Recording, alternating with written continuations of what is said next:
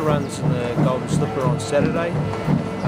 She's going into the race 3 weeks between runs, which I think will be ideal for her. She's coming off the back of a very good win last start, coming from a long way back in a fairly good field. I wouldn't want to be getting as far back on Saturday as we were on that day, simply because there'll be 16 good horses to get past. So if we could be midfield, it would be ideal. The work's been of a very high standard since then, and thoroughly looking forward to Saturday's race. Obviously a barrier draw will be important, so if we can get a mid-range barrier draw, it would be great. George Ryder?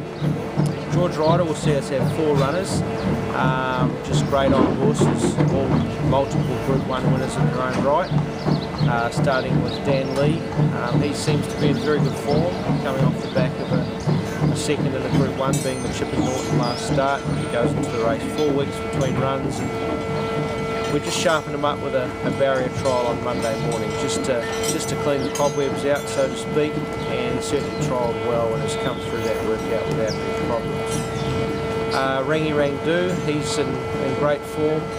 He's dropping back from 2,000 metres to the 1,500 metre distance, so it's been actually quite easy training him for the race. We've backed off his work in order to freshen him up, which is good for his legs, means he's moving freely and enjoying himself as a happy horse. So he's won the race before, so has Dan Lee for that matter, so if he can drop back in the distance in that 2-week period, he's certainly going to be very hard to beat. Medal Bender, he returned with a great run first up.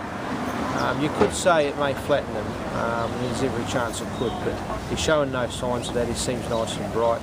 We haven't done too much with him since that run in order to keep a bit of speed in his legs for the 1,500 metre race on Saturday. So obviously a high class horse, and I'm sure he'll run well.